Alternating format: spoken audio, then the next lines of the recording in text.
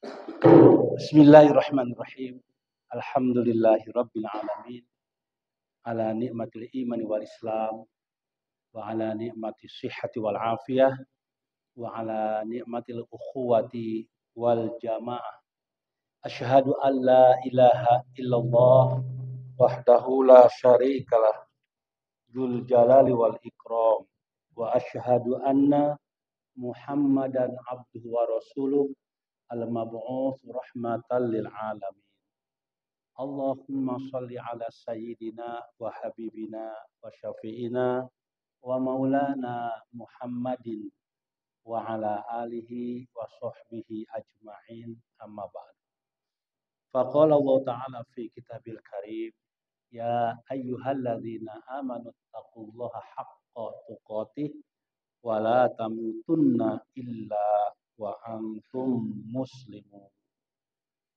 Bapak-bapak dan ibu-ibu hadirin jamaah yang dimuliakan oleh Allah Subhanahu wa taala. Alhamdulillah pada Ahad subuh yang berkah ini kita dalam keadaan sehat walafiat dan Allah masih curahkan pada kita nikmat terbesar, nikmat iman dan nikmat Islam. Semoga seluruh nikmat ini dapat digunakan untuk ketaatan kepada Allah sehingga Allah memberikan kepada kita pahala yang terbaik di dunia sampai di akhirat kelak. Salam dan sholawat tercurah kepada Nabi besar Muhammad Sallallahu Alaihi Wasallam yang telah membawa umat manusia minaz zulumati ilan. Bapak-bapak, ibu rahimakumullah, pada kajian 2 pekan yang lalu kita masih membahas mengenai hal-hal yang membatalkan wudu. Ini bagian dari bab toharo. Kita mengetahui bahwa toharo itu meliputi 4 hal dalam terminologi fikih. Yang pertama yaitu membersihkan najis, menghilangkan najis, sudah kita bahas ya. Yang kedua tentang wudu. Insyaallah hari ini selesailah tentang wudu. Dan mudah-mudahan sampai kepada yang ketiga, al-ghuslu, yaitu mandi besar, mandi wajib. Yang keempat, tayamum. Ini ruang lingkup dari at-toharoh. Nah, setelah itu baru kita bicara mungkin bab sholat. Nah, hari ini tetap kita bicara masalah yang membatalkan wudu.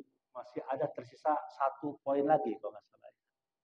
Yaitu masul zakar atau masul farji adamihi bibatinil kaffi min nafsihi wa ghairihi zakaron wa unsa sogiron au kabiron hayyan au mayitan.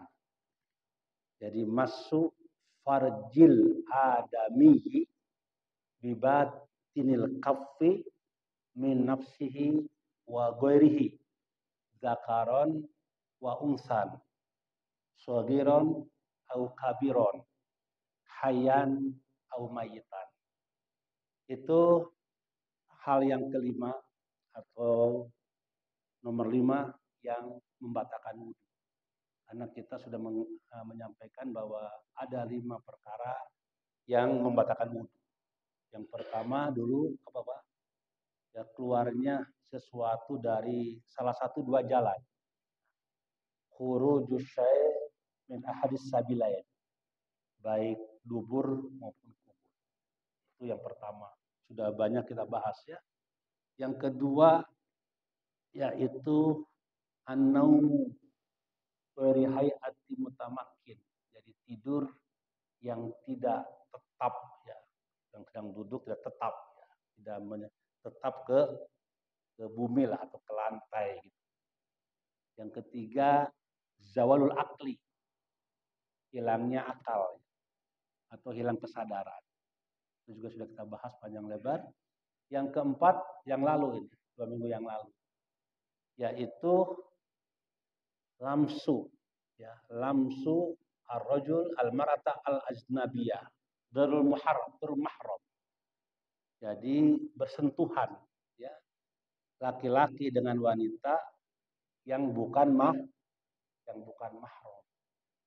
Jadi kita juga kemarin sudah membahas tentang mahram itu baik dari segi nasab maupun dari segi persusuan maupun dari segi akibat pernikahan. Itu sudah kita bahas panjang lebar. Dan ternyata bersentuhan laki-laki perempuan yang bukan mahram itu membatalkan wudu. Dan kita juga membahas tentang ikhtilaf ulama dalam konteks bersentuhan itu. Karena ada 3 pendapat ya. Bahwa yang pertama ketika bersentuhan itu, subhanallah, ya, secara umum ya, ada syahwat atau tidak ada syahwat, atau bukan berjima, itu sudah batal wudunya. Ini pendapat Imam Syafi'i. Ya. Kemudian yang kedua, bersentuhan dalam arti al-jima, bersetubuh. Yang dimaksud dengan bersentuhan bukan al-masku menurut yang kedua, tapi al-jima, yaitu bersetubuh. Jadi ketika bersentuhan itu tidak batal adanya. Karena artinya apa? Bersetubuh. Ini pendapat Imam Abu Hanifah.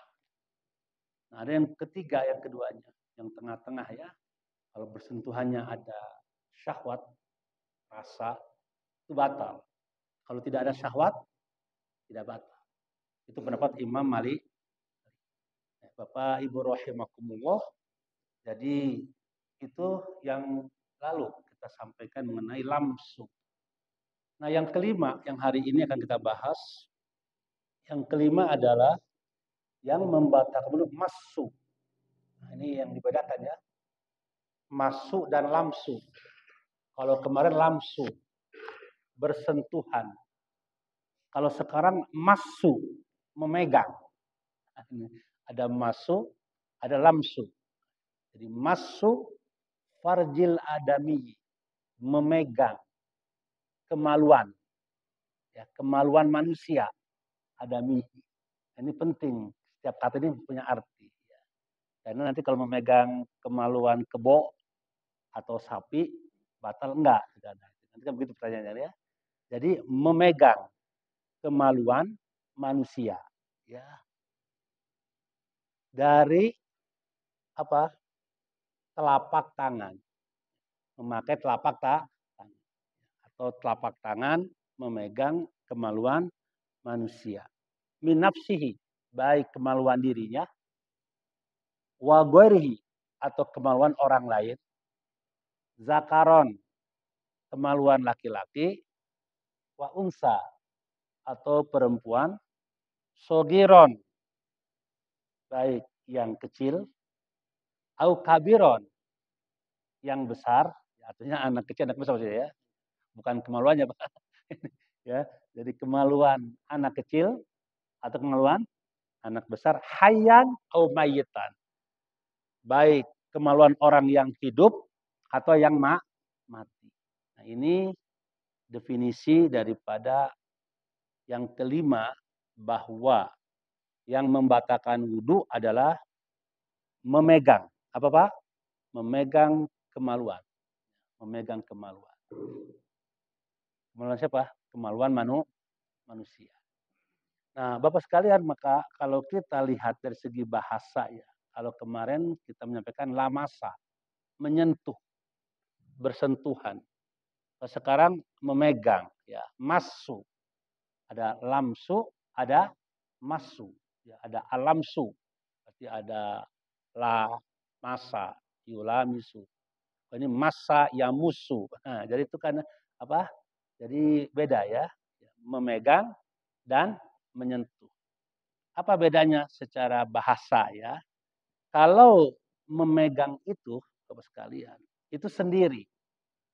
Apa sendiri? Sendiri. Memegang kalau sendiri pun apa? Bisa. Tapi kalau sentuh lamasa itu harus berdua kan. Bersentuhan kan berdua. Kalau masa itu sendiri. Jadi orang memegang kemaluannya ya sendiri. Kalau lamasa berdua. Makanya digunakan kata aula mastumunisa dalam bersentuhan. Itu konteks bahasa Arab, Pak ya. Yang kedua, kalau massa itu sejenis, Pak. Ya, apa saja sejenis. Laki-laki ya memegang laki-laki. Kalau lamasa, alamsu itu beda jenis. Ya, beda jenis. Makanya kalau ada orang memegang laki-laki dengan laki-laki, batal nggak, Pak? Nggak batal ya, karena sejenis. Kalau bersentuhan laki-laki dengan wanita, ini beda jenis kan, itu batal. Jadi kalau masuk itu apa? Sejenis. Jadi dia kalaupun memegang kemaluan dirinya atau orang lain, itu batal kan, masuk. Tapi kalau lamasa atau alamsu, itu harus beda jenis. Baru batal kan, itu alamsu. Maka digunakan kata aula mastumunisa. Yang ketiga, masuk itu Bapak sekalian kemaluan, apa? Kemaluan. Yang dipegang kemaluan. Makanya masuk digunakan. Kalau alamsu tidak hanya kemaluan. Semua apa kulit ya, kalau bersentuhan laki-laki dan wanita batal. Betul nggak, Pak? Tapi kalau memegang, nah itu hanya apa untuk kemaluan. Masuk itu kenapa digunakan kata masuk tadi ya? Bukan lamsu ya, dalam konteks memegang kemaluan itu. Yang keempat ya, kalau masuk tidak harus balik yang dipegang itu. Maka tadi katanya anak kecil atau orang dewasa. Jadi kalau orang memegang kemaluan anak kecil, batal juga. Orang gede, komodoi merenya. Tapi kalau alamsu, nah itu tidak. Ya. Kalau bersentuhan ya. Jadi kalau ada laki-laki bersentuhan dengan anak perempuan TK, masih leutik keneh, PAUD, ya, bersentuhan kulit, batal nggak, Pak? Itu nggak batal, karena dia belum balik ya. Tapi kalau ada laki-laki memegang masuk kemaluan anak PAUD, batal nggak, Pak? Batal. Itu dari segi bahasa, kenapa ulama menggunakan kata masu apa? Dan ulama ini tentu dari hadis jadi ya. Karena yang kelima ini landasannya hadis, Pak. Kalau yang 1, 2, 3, 4 kemarin itu Al-Quran. Al-Ma'idah ayat 6. Aula mastumunisa itu terakhir kan? Ya, atau bersentuhan dengan perempuan yang bukan mahram. Nah, yang kelima ini bahwa yang membatalkan wudhu adalah memegang apa? Memegang kemaluan ya manusia. Nah, itu memegang kemaluan manusia dengan telapak tangan. Telapak tangan, Pak, ya. Karena nanti bagaimana kalau memegang dengan apa namanya? Punggung tangan. Gitu kan? Batal enggak? Atau dengan siku. Nah, itu kan bisa batal enggak. Nah, jadi yang dimaksud di situ adalah memegang dengan telapak tangan. Bapak sekalian, maka itu sedikit tentang ulasan massa dengan alamsu. Apa? Al-masu dengan alamsu. Makanya redaksinya yang digunakan di dalam menetapkan bahwa perkara kelima yang membatalkan wudhu adalah masu. Apa? Masu. Memegang farjil adami. Kemaluan manusia. Ya.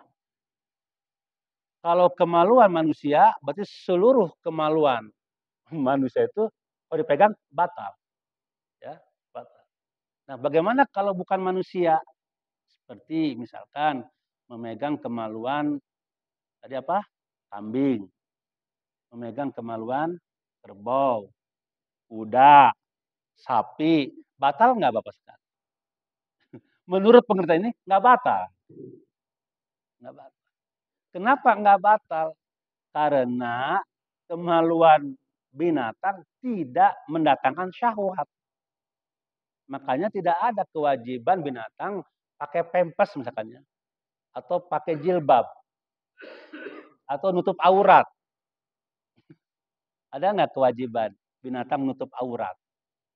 Wahai sapi-sapi misalnya, wahai kambing-kambing, tutuplah auratmu. Kita nggak pernah kan lihat binatang pakai pakaian, kecuali pakaiin. Dulu waktu kecil saya lihat kalau mau membeli hewan kurban, ya dipakein ya, pakai kain putih ya, kambingnya Pak ya. Itu gitu Pak ya. Tapi kan tidak ada kewajiban agama kan untuk binatang menutup aurat. Kenapa? Karena memang binatang itu tidak mendatangkan syahwat. Kecuali yang berpenyakit. Apa? Yang berpenyakit. Jadi kalau ada orang senang kepada binatang, itu penyakit namanya. Sama dengan senang sesama jenis. Gitu ya. Apalagi binatang kan.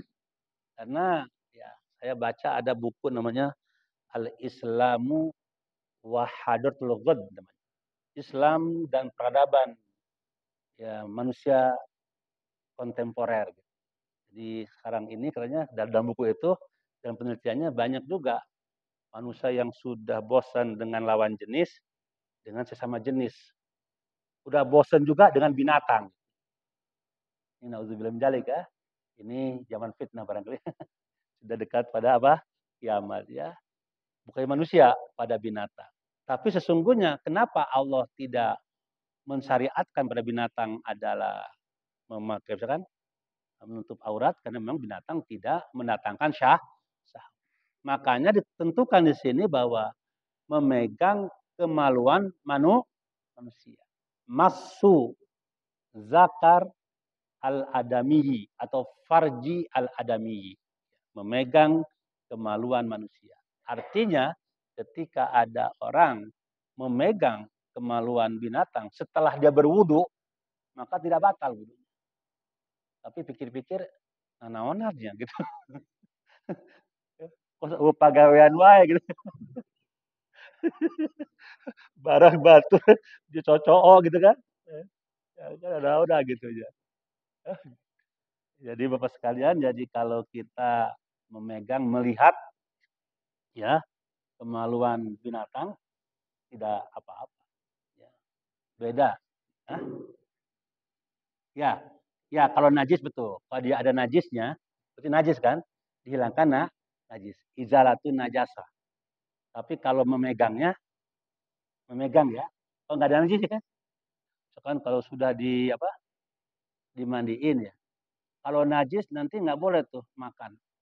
Boleh makan. Nggak boleh kotorannya ya. Kotorannya ya. Nanti kalau sudah bersih ya, pegang tuh kan. Ya itu kan nggak apa ya. Tidak batal kan. Kalau ada najis berarti itu harus dibersihkan najisnya. Apa? Izalatun najasah. Jadi ini yang saya sampaikan adalah memegang kemaluan manusia. Ya, bagus pertanyaannya ini. Sudah meloncat ya. Tapi nanti ada. Yang fit kemaluan. Baik, Bapak-Bapak itu dari segi tadi apa? Dari segi pengertian. Masuk dengan lamsu bedanya ya. Kemudian digunakan kata farjun. Nah ini ya, kata adami itu manusia ya. Ada dua hadis yang digunakan oleh Rasulullah di dalam menjadikan landasan bahwa memegang kemaluan itu batal. Yang pertama digunakan kata farjun.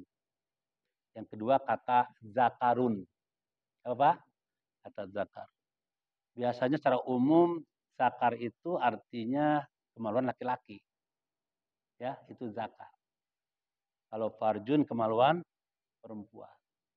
Tapi kata farjun dalam konteks ini juga diartikan tadi ya, kemaluan laki-laki, perempuan yang di depan atau yang di belakang.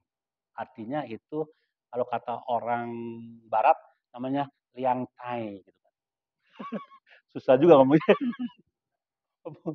Apa Pak? Liang tai. Artinya ya tempat ya keluarnya kotoran yang paling dalam ya, bertemunya kulit yang paling dalam, yang warnanya hitam ya. Kata kitab itu. Nanti kalau nggak percaya nanti lihat aja kalau istri hitam juga gitu ya, ya ada jeronanya. Jadi begini, yang dimaksud dengan zakar itu adalah kemaluan laki-laki batangnya. Apa? Batangnya. Itu depan batangnya ya. Nah, kalau perempuan berarti di situ diartikan dalam kitab itu pertemuan dua bibir yang bawah gitu. Itu. Bingung juga ya nyebutnya. Ya. Nah, kemudian farjun itu juga diartikan dengan apa tadi? Ya, dengan dubur. Ya, tapi yang paling dalam ya, yang bertemunya apa namanya? Dubur yang paling yang dikatakan yang warnanya apa? Yang namanya hitam. Hitam. Itu jadi dua-duanya, Pak. Depan atau belakang. Jadi kata farjun itu, Bapak rahimahullah, diartikan kemaluan depan atau belakang. Ini yang dimaksud dengan pertanyaan tadi, apakah untuk depan saja? Ya, ternyata dua pengertiannya, depan dan belakang. Kalau dalam bahasa tadi ya, apa ya? Multaqal manfad namanya apa? Multaqal manfad, yaitu tempat bertemunya lobang. Apa? Tempat bertemunya Emang kalau fikih harus jelas nih ya, tidak boleh dengan bahasa kiasan, Pak. Nanti bahaya juga bahasa kiasan kan. Misalkan diartikan itu singkong nggak boleh. Atau disebut dari kan marmot gitu. Nggak boleh itu. Nanti bisa berbahaya itu. Kalau misalkan anak nanya eh, bapaknya ketika mandi, itu apa Pak? Ini singkong. Besoknya dengan emaknya mandi kan. Ini apa Mak? Marmot. Malam-malam lagi cerita dia, tadi malam loh singkong dimakan marmot. Kan bahaya tuh kan. Ya, harus jelas itu kan. Nah, makanya harus jelas ya. Jadi harus memang memang kami itu juga harus disebutin ya. Bayangin kan batangnya apa ini. Aduh, ini susah juga nyebutinnya kan. Tapi kita paham semua Pak ya. Karena kita sudah dewasa nih, nggak ada anak kecil kan. Nggak ada anak kecil. Tapi itu jangan ditulis Pak, itu Pak Kos marmot dengan singkong. Jangan ditulis ya itu. Itu hanya ini aja. Jadi emang harus seadanya kan. Jadi Bapak Ibu rahmat, kembali ke bahasan kita. Jadi farjun itu ya kemaluan depan dan belakang tadi ya. Jadi bisa depan itu kalau ya perempuan ya, itu kan tadi kan ya tadi ya bibir bawah ya. Nah, itu yang kemudian bukan bibir atas. Yang kedua batang. Batang apa ya? Batang ya. Itu batang ya, batang untuk laki-laki. Makanya apa dalilnya? Ada man massa farjahu falyatawaddo. Apa? Man massa, barang siapa yang memegang farjahu. Berarti ini adalah ya kemaluan depan dan belakang. Falyatawaddo. Hendaklah dia berwudu. Ini landasan hadisnya. Ya. Man massa farjahu falyatawaddo. Jadi arti farjun ini ya bisa tadi ya kemaluan laki-laki dan wanita atau juga kemaluan depan dan belakang, yaitu tadi ya multaqal manfad, yaitu apa tadi, bertemunya atau tempat bertemunya lobang ya, lobang itu namanya multaqal manfad. Kemudian baromakumullah, kalau ada penghalang, jadi kalau itu pun batal kalau tidak ada penghalang, langsung menyentuh telapak tangan dengan apa? Kemaluan, Pak tadi ya. Baik berbelakang. Tapi kalau ada hail, kalau ada penghalang, itu tidak batal.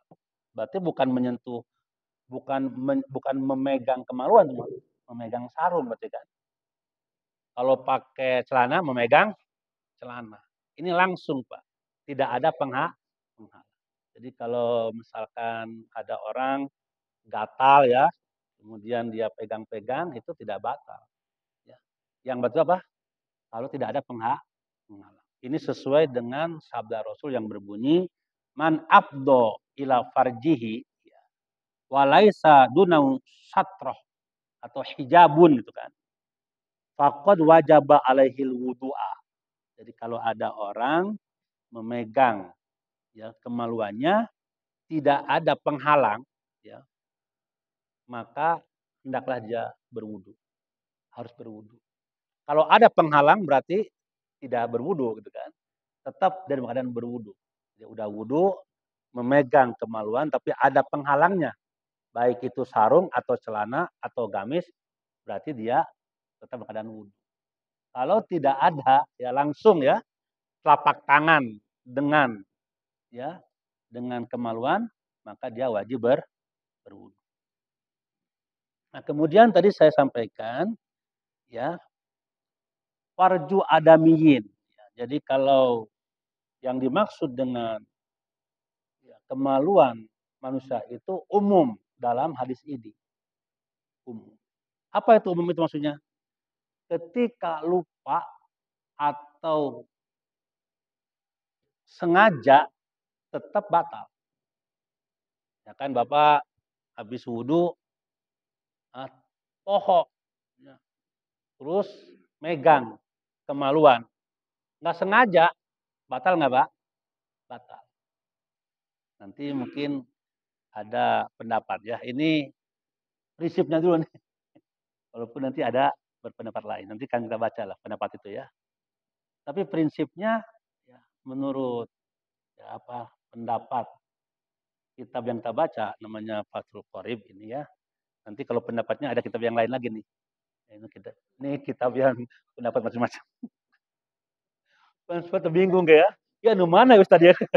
Ya heran lah ya. Ini pegang ini dulu. Nanti kalau pendapat yang lain kita akan bahas. Jadi Bapak rahimakumullah, kalau ada orang memegang kemaluan, lupa atau sengaja atau enggak sengaja tetap batal. Tetap batal. Itu karena hadisnya umum. Man massa, apa? Man massa. Barang siapa yang memegang. Itu kan umum. Tidak ada koid, tidak ada pembatas ya. Ya.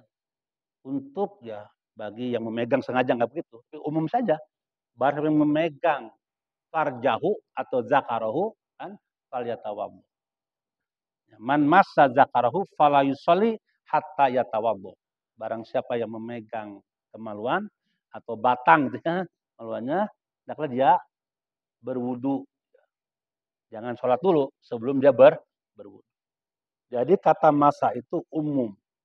Baik ketika lupa atau tidak sengaja atau sengaja. Kalau memegang ya udah batal.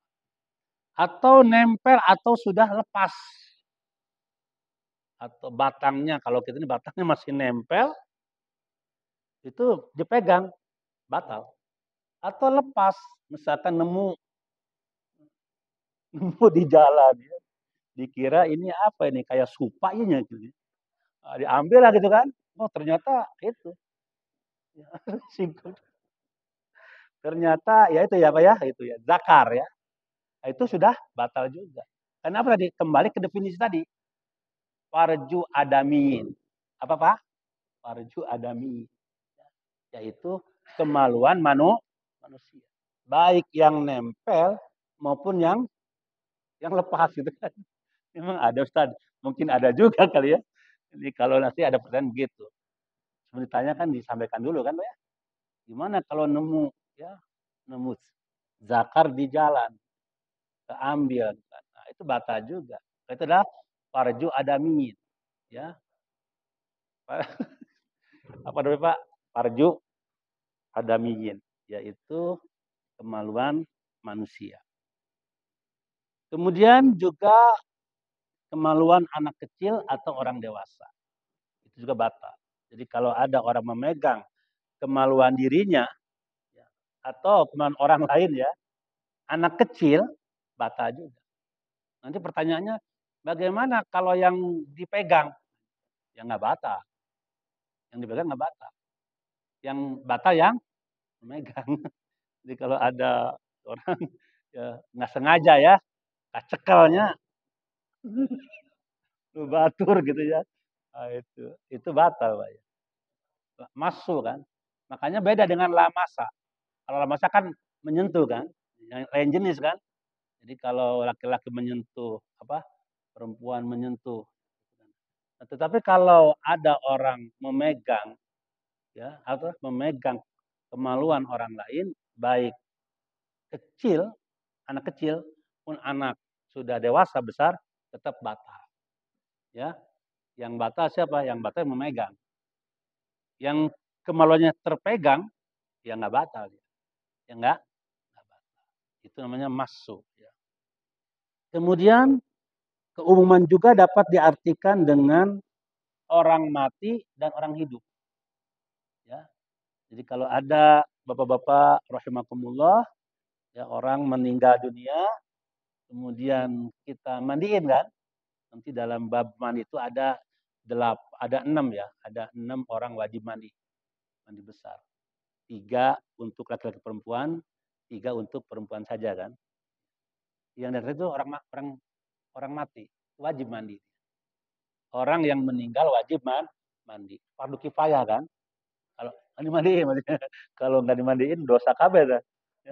Dosa ke kampung kata gitu. Ada fardu kifayah ya. Itu wajib mandi. Nah sekarang kalau ada Bapak sekalian orang memandikan mayit, sudah wudhu dia ya, memegang kemaluan mayit itu batal nggak Pak? Batal. Jadi yang memegang kemaluan mayit itu batal juga. Karena kata masa itu dia kan umum, baik yang hidup maupun yang meninggal. Hayan au mayitan. Atau yang kelima, umumnya itu juga bisa syahwat atau nggak ada syahwat. Nah, itu juga. Karena nanti ada pendapat Imam Malik ya dalam konteks ini itu bagaimana memegangnya.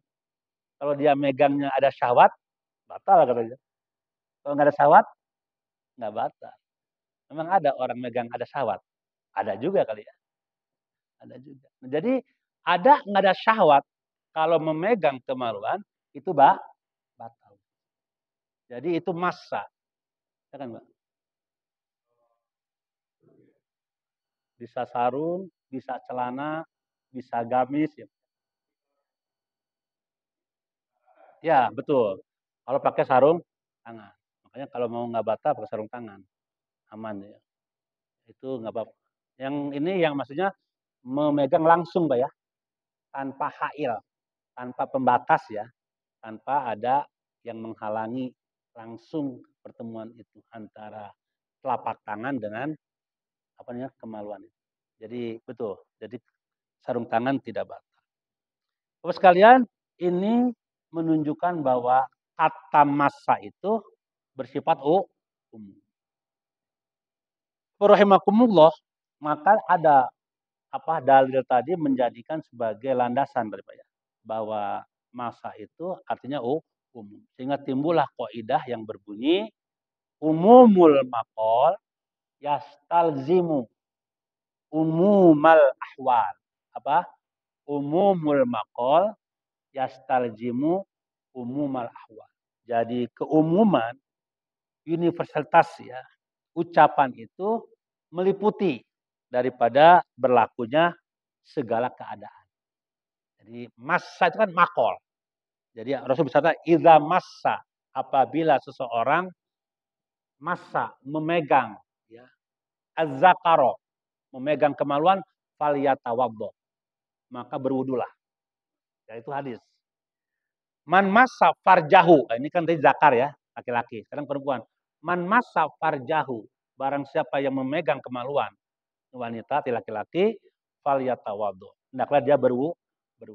Kata massa itu umum dalam segala keadaan, mau memegang anak kecil atau orang dewasa, memegang kemaluan dirinya atau orang lain, ya, memegang kemaluan yang masih nempel atau yang sudah lepas, kalau itu sudah kemaluan, ya, memegang ketika sengaja atau tidak sengaja, tetap itu batal.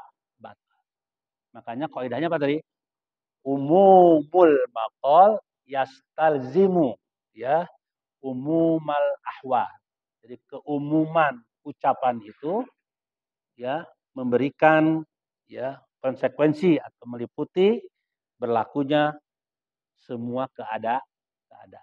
Apapun keadaannya berarti ketika bersentuhan atau ketika kemaluan dipegang oleh telapak tangan itu membatalkan wudhu. Bagaimana para rahimakumullah kalau misalkan ada kulub, apa kulub itu ya? Laki-laki kalau disunat ada kulubnya Pak ya? Apa? Hah? Kulub ya? Nah, apakah kulub itu juga termasuk membatalkan kalau dipegang? Kalau dia masih nempel, masih batal. Tapi kalau sudah dipotong, ya, lepas dari batangnya tadi, dipegang, nggak batal. Itu kulub. Ya, beda dengan yang batangnya. Kulub lah ini, kulubnya. Jadi kulubnya itu tidak batal. Kalau sudah lepas dari batangnya. Kan kalau ada mungkin orang untuk kenang-kenangan kali ya. Ada nggak Pak? Ya, ada orang disimpan Pak ya. Ya, sudah dipotong dulu apa namanya bengkong Pak ya. Ingat nggak Pak? Perasaan dulu pakai bengkong. Sekarang sudah ini canggih Pak ya. Sekarang udah ini. Udah apa? Laser Pak ya. Udah laser sekarang. Dulu pakai hinis Pak, bayangin. Tahu nggak hinis Pak? Aduh hinis ya. Kata apa? Ya pakai hinis dulu Pak ya. Nah, sekarang udah canggih lah. Nah dulu itu kalau misalkan dipotong, ya dihitan maksudnya Pak ya. Hukumnya kan ada kan Pak ya, lepas ya Pak ya. Kalau kenang-kenang ditaruh tuh, digantung di dapur tuh kan. Kepegang, batal nggak Pak? Nggak batal, karena sudah lepas. Jadi sebelum ditanya, saya sampaikan dulu. Sudah nunanya. Nah, kalau nempel, belum dipotong ya tetap. Kulit itu harus berwudu, batal. Nah, kalau sudah lepas, itu berarti sudah tidak batal ya kalau dipegang. Bapak rahimakumullah, itu mengenai ya kulub ya Pak. Mengenai dubur tadi sudah jelas Pak ya, yaitu ya hitamnya ya, dasar atau lubang dubur ya, multaqol manfaat. Nah, sekarang ada beberapa hal yang terkait dengan apa? Dengan kemaluan yang ada sekitarnya. Ini ada berpendapat batal, ada yang berpendapat tidak batal. Ya. Contohnya apa? Contohnya memegang bulu kemaluan. Bulunya sekarang. Cuma lamun kita megang bulu nah. Ya ngomongnya vulgar ya Pak. Aja Pak ya. Bulu kemaluan. Kalau menurut Imam Asy-Syafi'i tidak batal, tapi disunahkan. Disunahkan berwudu. Karena ada membatalkan juga. Jadi jangan heran kalau ada membatalkan. Jadi karena ihtiyat apa? Ihtiyat aja. Ya, ihtiyat aja. Karena ada sebuah ungkapan man hama haulal hima yushiku ayur ta'ab gitu kan. Barang siapa yang berdiri di pinggir jurang, nah itu khawatir nanti masuk jurang. Gitu. Nah, jadi begitu Pak ya. Itu ihtiyat namanya apa? Ihtiyat. Kehati-hatian. Nah, tidak batal menurut beliau kalau megang bulu naon, bulu etanya kita tidak apa. Tapi disunatkan berwudu. Disunatkan. Itu bijak Pak ya. Bijak berwudu. Atau yang kedua bokong, memegang bokong ya, angkanya itu kan. Tadi kan tidak ya, yang disebutkan multaqol manfaat kan tadi kan. Yaitu tempat bertemunya apa tadi? Lubang. Yang warnanya apa? Yang warnanya apa? Hitam ya. Ya, untuk wanita hitam ya. Jadi kalau nggak percaya nanti di rumah nanti suruh aja istri, ayo lihat hidung tuh gitu. Mana gitu kan. Jadi itu multiple manfaat ya. Nah itu kalau dipegang ya, yang tidak itunya Pak ya, yang tidak apanya bertemunya lubang itu di sekitarnya itu tidak batal. Hanya disunahkan berikhtiar, kehati-hatian. Atau memegang ujung paha apa ujung pangkal paha apa itu apa? Pimping nih apa? Selangkangan. Apa selangkangan Pak ya? Nah, kepegang itu tidak batal. Tetapi untuk ikhtiar disunahkan wudhu. Nah, itu pendapat daripada Imam Syafi'i. Atau yang lain bulu-bulu yang tumbuh di kemaluan. Ada enggak ya, Pak ya? Sampai begitu penjelasannya. Ada bulu yang tumbuh di kemaluan. Nah, itu batal enggak? Nah, sekalian. Itu tidak batal. Bulunya ya. Tapi disunatkan wudhu. Gitu. Namun ayah bulu. Coba we ningali sorangan ayah we. Ke di imam periksa ya. Ayah we. Nah, jadi kalau ada bulu di kemaluan, kalau kepegang itu nggak batal. Bulunya kan. Tapi di atau yang lain biji atau gimana ngomongnya ya biji. Buah zakar, betul. Buah zakar. Apa buah zakar? Yuk cocok. Dipegang lah gitu ya. Batal nggak Pak? Megang buah zakar. Yang dua itu Pak. Dua apa empat Pak? Dua ya. Dua ya. Itu nggak batal Pak. Tidak Pak. Karena yang dijadikan sebagai pengertian zakarnya batangnya. Apa? Batangnya. Ya. Kalau buah zakar, buah zakar itu bukan batangnya kan? Itu ya buah zakar. Jangan diartikan bakso, jangan Pak. Nanti repot juga. Nanti kalau saya sampaikan bakso, nanti tukang bakso sana batal. Megang bakso batal, kan bahaya tuh. Betul nggak Pak? Udah buah zakar aja, betul tadi Haji Ilham itu. Buah zakar tuh udah betul tuh. Jadi bukan apa? Buah zakar. Jangan dikiaskan dengan bakso, jangan. Kan nanti kalau dikiaskan dengan memegang dua bakso, bahaya tuh. Nanti kepajajah, bahaya. Ketua kan ada bakso tuh. Dipegang baksona, bata cek ustaz. Padahal bukan bakso itu maksudnya ya. Jadi buah zakar. Bapak sekalian, jadi kalau memegang buah zakar itu apa? Tidak batal. Bapak rahimahullah itu contoh-contoh. Tetapi disunahkan berwudu. Disunahkan berwudu. Apa? Untuk ihtiyat. Apa untuk? Untuk ihtiyat. Kehati-hatian. Rahimahullah jadi itu 5. Ya. Nah sekarang itu prinsip. Ya. Sekarang ada ikhtilaf nih. Ada 3 pendapat mengenai memegang kemaluan itu. Ya. Pendapat yang pertama, saya tulis juga di sini, adalah man ro'a al wudu. Jadi wajibnya wudu. Ya. Kaifama massah. Bagaimanapun bentuknya memegang, kalau itu terpegang kemaluan itu wajib wudu. Ya, harus wudu. Itu tadi pendapat Imam Asy-Syafi'i yang kita bahas barusan itu. Tapi ada pendapat kedua, man lam yaru fihi wudu aslan. Tidak ada memegang kemaluan itu harus berwudu, tidak ada. Jadi tidak berwudu. Itu pendapat Imam Abu Hanifah. Jadi menurut beliau kalau ada orang memegang kemaluan itu nggak batal wudunya.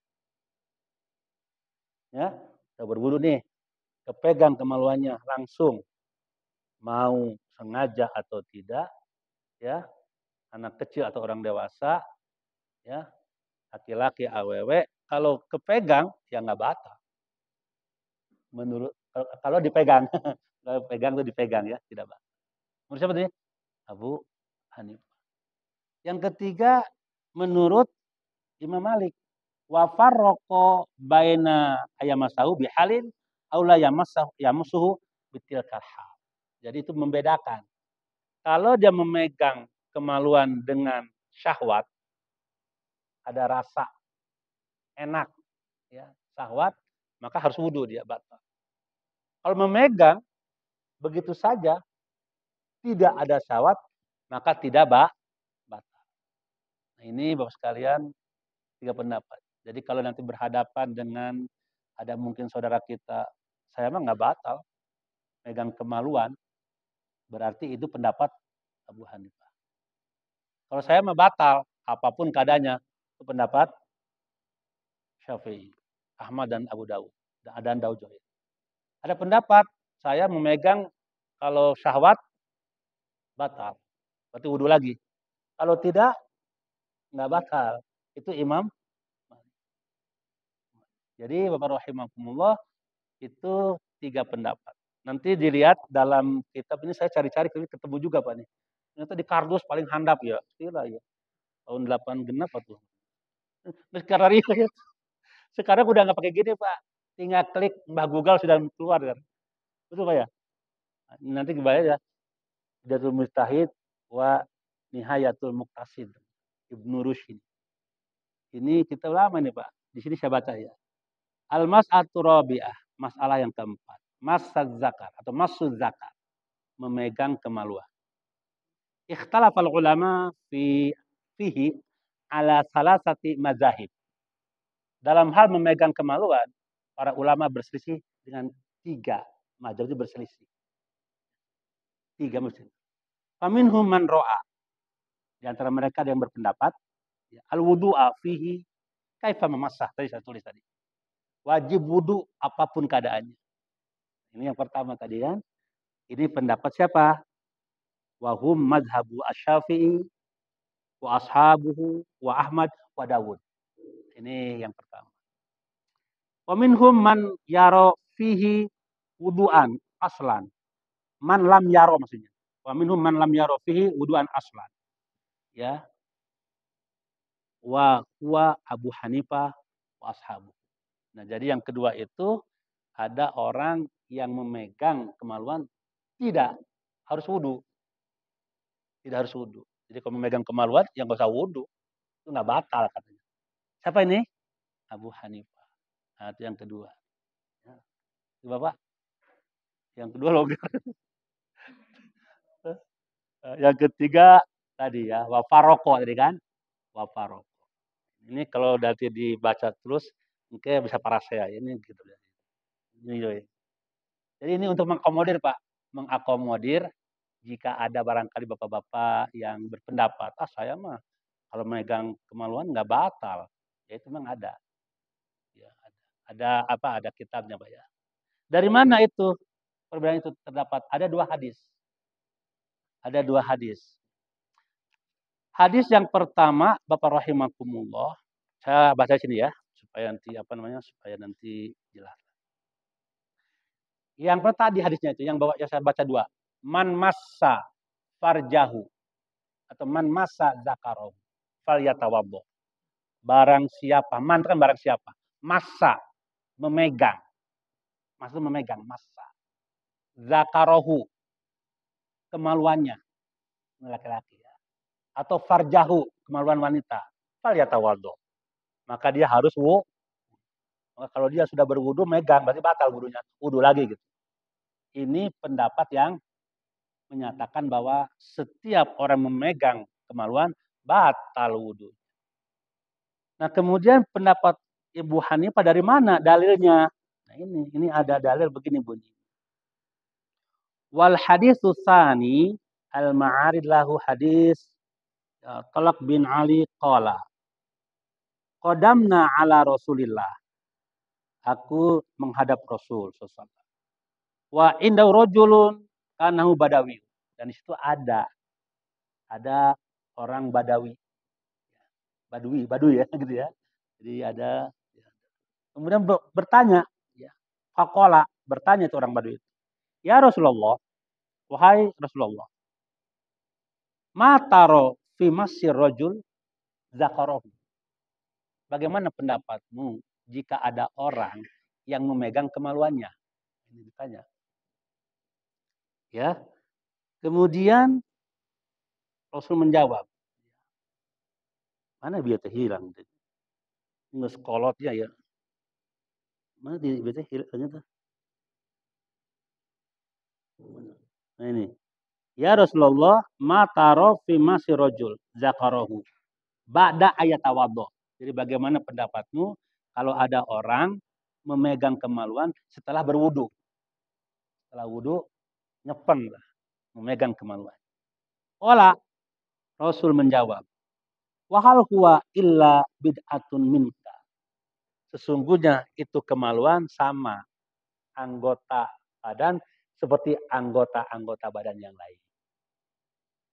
Tangan anggota badan, kaki anggota badan, hidung anggota badan, telinga anggota badan. Artinya kalau ada orang memegang kemaluannya, itu sama dengan memegang hidung, memegang telinga, hidung, tangan. Batal nggak Pak? Nggak batal. Inilah yang dijadikan landasan oleh Imam Abu Hanifah. Bahwa memegang kemaluan tidak membatalkan wudhu. Kalau Ustadz bagaimana? Kan gitu Pak ya. Kalau saya yang pertama tadi. Memegang kemaluan batal. Saya kalau memegang kemaluan batal saja. Jangan memegang kemaluan. Kepegang bulunya aja saya wudhu lagi gitu. Karena ikhtiar. Omo kemaluannya. Tetapi kita menghormati pendapat tadi Abu Hanifah. Karena beliau adalah nasnya ini ya. Bahwa Rasul menjawab tadi ditanya bahwa kemaluan itu salah satu anggota tubuh dari tubuh yang ada di tubuh kita. Ya. Iya. Tayamum ya. Tayamum ya. Yang kedua ya tayamum aja ya. Kalau ya itu tayamum. Jadi ya. Jadi artinya kalau memang Bapak memiliki pemahaman tadi ya dari yang kedua tadi itu jangan disalahkan, Pak. Ya, jangan biar aja ya. Nah, tapi kalau misalkan kita ingin ya apa namanya tadi air banyak ya. Kemudian kita ingin ihtiyat ya. Jadi pegang aja hadis yang pertama tadi.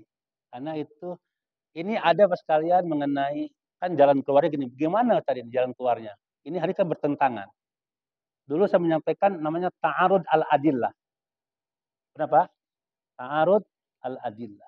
Jadi kalau ada dua dalil bertentangan seakan-akan. Itu ada tiga itu. Ada tiga langkahnya. Satu namanya thoriqatul jam'i. Apa Pak? Yang kedua thoriqatul nasakh wal mansukh. Yang ketiga at-tarjih namanya. Apa? At-tarjih. Yang keempat tawakuf lah gitu ya. Jadi hadis ini bisa ada yang mengatakan ini nasakh mansukh. Hadis yang kedua ya itu memansuh, menganulir hadis yang pertama. Begitu Pak.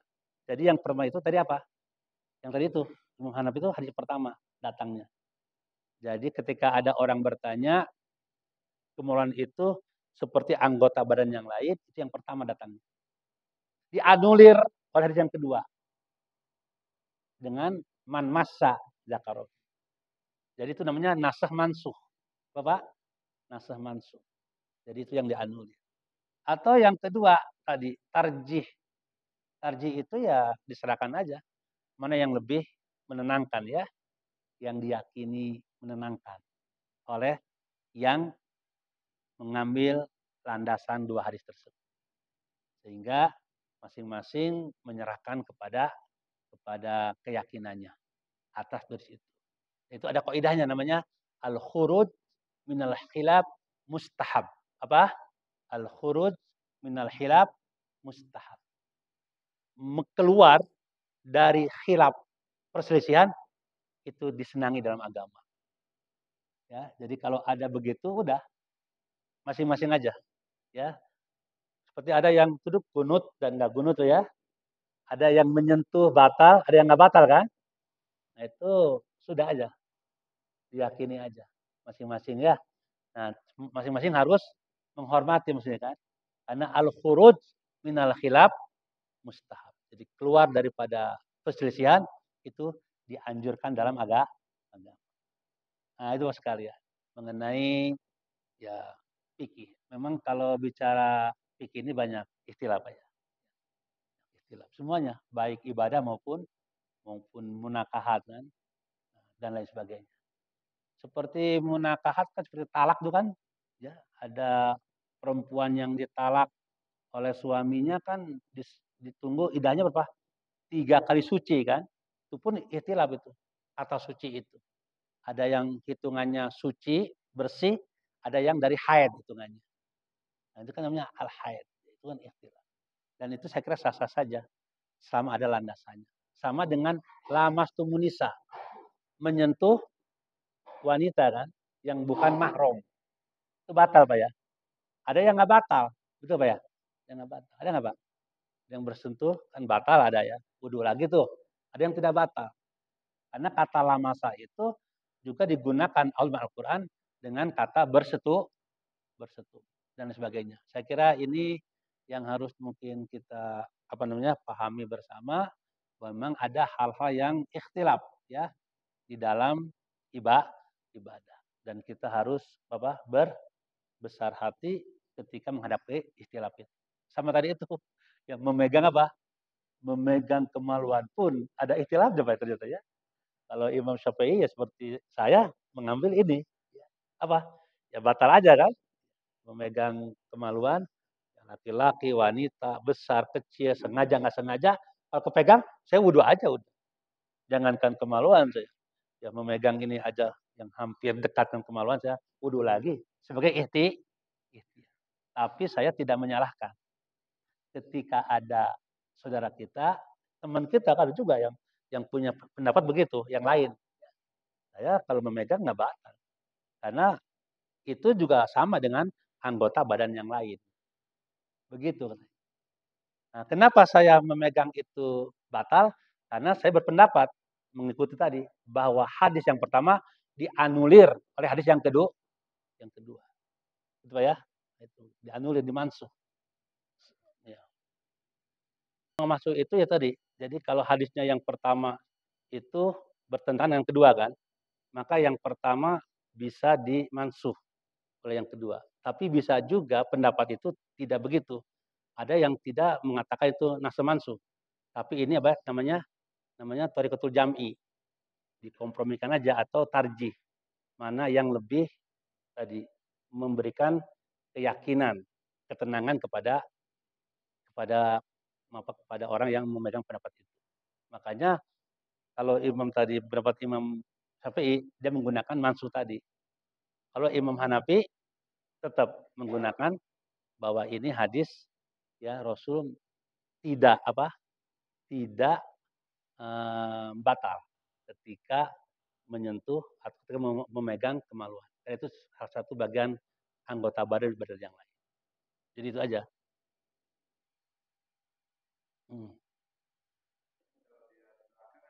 Betul. Ya, betul. Oh iya, itu ada ya. Seperti contoh gini. Dulu kita dalam surah Al-Baqarah nih kan. Jadi ada hadis Quran dengan Quran. Quran dimaksud dengan Quran ya. Seperti dulu kiblat kita kemana Pak? Baitul Maqdis dulu. Ya, 16 bulan kan. Ada surat ada Al-Quran ada. Aqsa dulu kan. 16 bulan tuh kita. Kemudian datang ayat yang lain. Fawalli wajhaka syatrol masjidil haram. Hadapkanlah wajahmu ke Masjidil Haram. Ini kan namanya pada dua. Gimana ini? Yang satu menyatakan kiblat ke Aqsa, satu ke Haram. Kan nggak mungkin.